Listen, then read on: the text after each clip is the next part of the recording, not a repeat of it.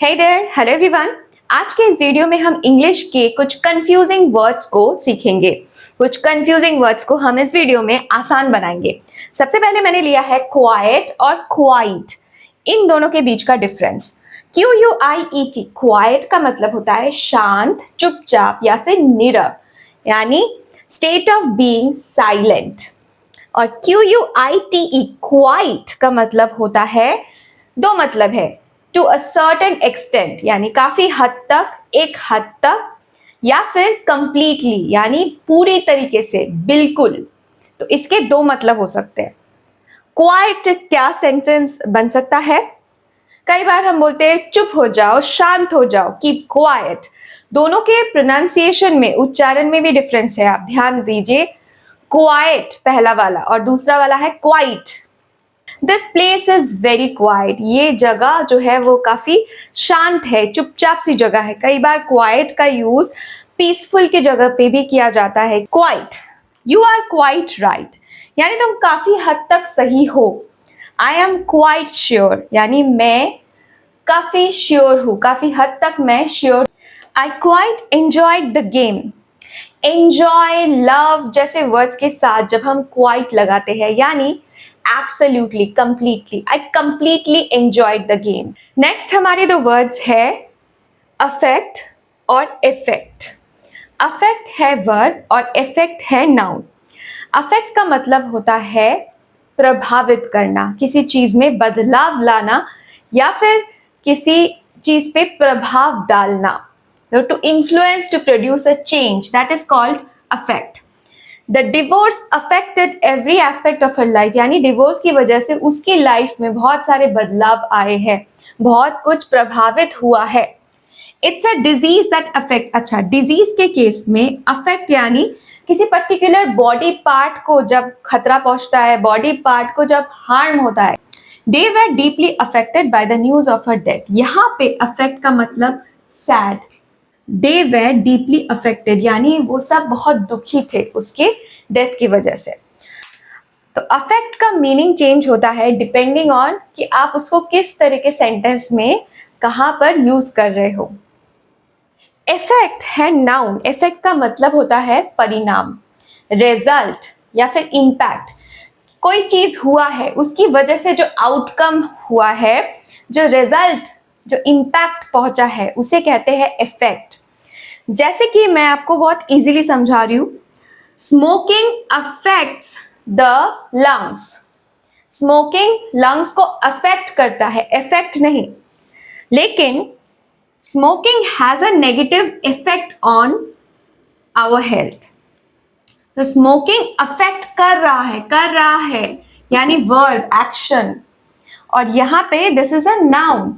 Smoking की वजह से हेल्थ पे एक नेगेटिव इफेक्ट होता है, इम्पैक्ट होता है. There are many beneficial effects of exercise. Similarly exercise करने से क्या होता है, बहुत सारे अच्छे रिजल्ट्स मिलते हैं, बेनिफिशियल रिजल्ट्स मिलते हैं हमारे बॉडी को. He used lights to create. अच्छा, कई बार आर्टिस्ट अपने पेंटिंग में कलर स्ट्रोक्स के मदद से या फिर कई बार लाइटिंग इफेक्ट डाल के विजुअल इफेक्ट क्रिएट करते हैं, इंप्रेशन क्रिएट करते हैं, तो उसे भी इफेक्ट कहा जाता है. नेक्स्ट जो हम वर्ड सीखेंगे वो है BROUGHT, ब्रॉट, और BOUGHT, बॉट. ब्रॉट है पास्ट टेंस ऑफ क्या, किस चीज का, ब्रिंग. ब्रिंग का पास्ट टेंस है ब्रॉट. और बॉट, BOUGHT, बॉट है पास्ट टेंस, किस चीज का पास्ट टेंस है, बाई. तो ब्रॉट मतलब एक जगह से लाना, किसी चीज को लेकर आना, उसे कहते हैं ब्रॉट. और बॉट यानी खरीदना. She brought her cat to school, वो अपनी बिल्ली को स्कूल ले आई. तो यहाँ पे BOUGHT बॉट लिखेंगे तो वो गलत होगा क्योंकि वो लाई है. लेकिन bought, he bought a new car, उसने एक नया कार खरीदा है. डिफरेंस है अमोंग और अमोंग्स्ट के बीच में. अमोंग और अमोंग्स्ट दोनों ही सेम है, लेकिन एक ही डिफरेंस है दोनों के बीच कि अमोंग का यूज होता है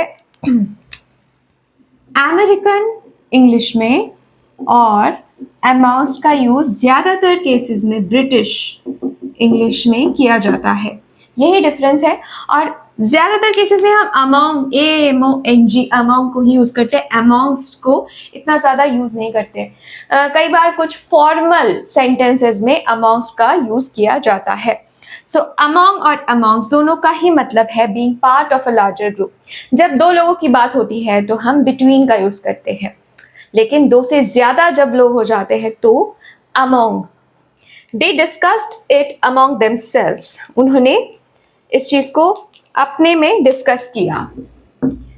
She divided the cake among her friends। उसने अपने फ्रेंड्स के बीचों ये केक जो है उसको डिवाइड किया। It is amongst the top 10 colleges। यहाँ पे मैंने amongst यूज किया है, तो टॉप 10 कॉलेजेस में वो एक कॉलेज है। नेक्स्ट वर्ड है breathe और breath। breathe is verb, क्योंकि कुछ काम हो रहा है, एक्शन हो रहा है, सांस ले रहे हैं, सांस छोड़ रहे हैं, we are inhaling and exhaling, so that is why this is a verb.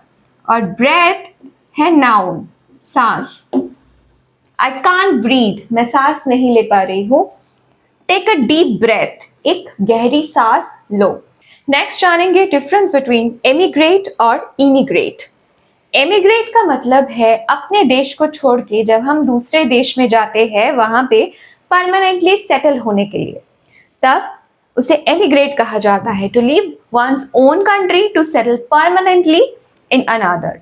और इमिग्रेट है to enter and establish a permanent residence in a new country, यानी एक नए कंट्री में आकर वहां पे परमानेंटली रहना, उसे कहा जाता है इमिग्रेट। तो एमिग्रेट बेसिकली है the act of leaving once own country, अपने कंट्री को छोड़कर जाना परमानेंटली।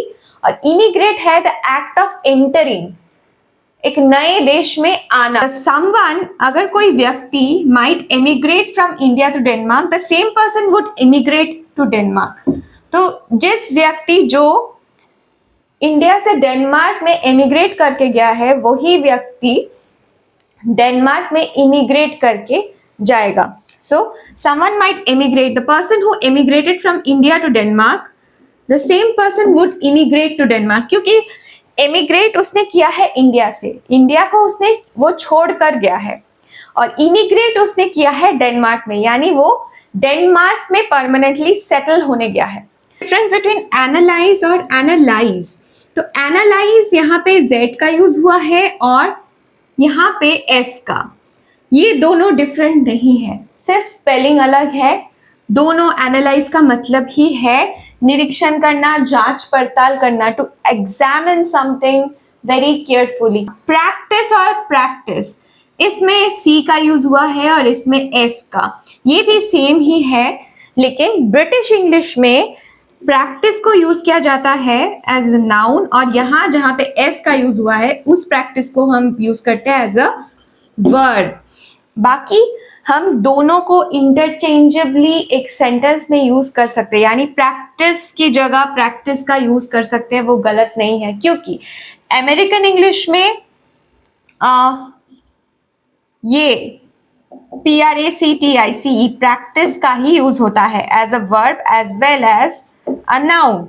दोनों ही केसेस में हम इसका यूज करते हैं, और ब्रिटिश इंग्लिश में इसका यूज होता है एज अ वर्ड, इसका यूज होता है एज अ नाउन। नेक्स्ट हम जानेंगे डिफरेंस बिटवीन PLAIN प्लेन और PLANE प्लेन। प्लेन का यूज नाउन के जैसे भी होता है, एडजेक्टिव के जैसे भी हम कर सकते हैं।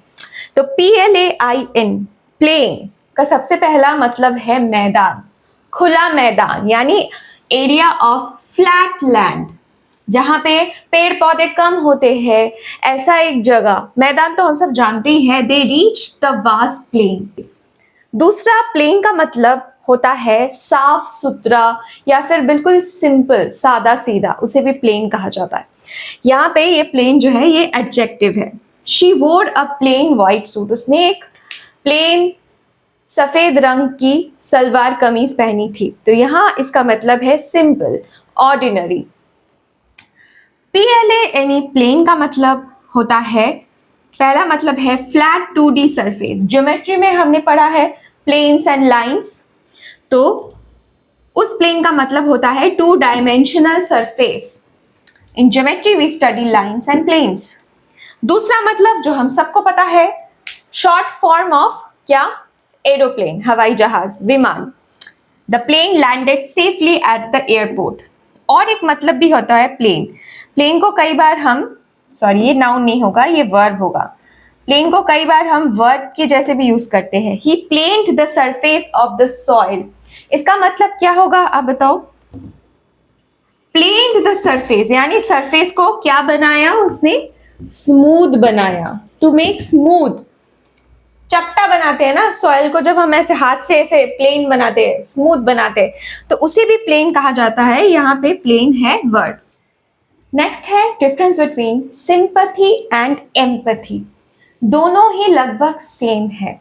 सिंपैथी का मतलब भी होता है सहानुभूति और एम्पैथी का मतलब भी वही होता है, सहानुभूति।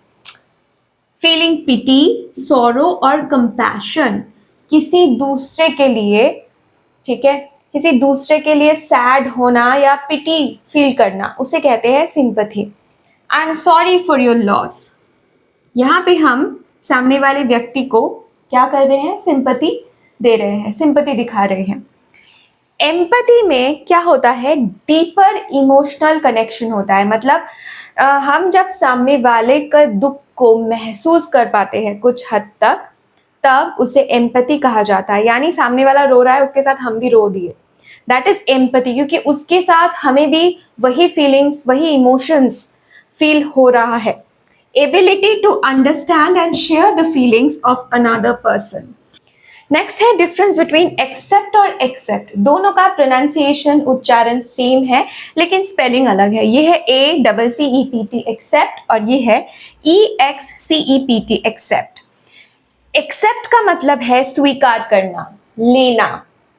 टू रिसीव और टू एग्री टू समथिंग, किसी चीज पर एग्री करना या फिर कोई चीज लेना। और एक्सेप्ट का मतलब है टू एक्सक्लूड और लीव आउट समथिंग, यानी सिवाय, किसी चीज को छोड़कर बाकी चीजें, उसे कहते हैं एक्सेप्ट, सिवाय या फिर अलावा। ही एक्सेप्टेड माई गिफ्ट, उसने मेरा गिफ्ट एक्सेप्ट किया यानी लिया, स्वीकार किया या फिर लिया। She accepted the job offer, उसने जॉब ऑफर स्वीकार लिया। The shop is open every day except Monday. Shop जो है वो हर दिन खुला रहता है सिवाय मंडे के। I would not accept anything except a job in Microsoft। तो यहाँ ये वाला एक्सेप्ट भी आपको दिख रहा है सेंटेंस में और ये वाला भी। तो I would not accept anything यानी मैं कोई भी चीज एक्सेप्ट नहीं करूंगी, नहीं स्वीकारूंगी, सिवाय except a job in Microsoft, सिवाय माइक्रोसॉफ्ट में जॉब के। तो अब हम देखेंगे डिफरेंस बिटवीन स्पेशली और एस्पेशली। स्पेशली का मतलब होता है किसी विशेष कारण के लिए, किसी विशेष चीज के लिए या किसी विशेष व्यक्ति के लिए। और एस्पेशली का मतलब होता है पर्टिकुलरली, मतलब किसी चीज पर जोर देने के लिए, किसी चीज को दूसरे चीजों से अलग दिखाने के लिए हम एस्पेशली का यूज करते हैं। Specially, the cake was specially made for her birthday. Cake को खास करके उसके बर्थडे के लिए बनाया गया था। The dress was specially made for her. Dress जो है वो खास करके उसके लिए बनाया गया था।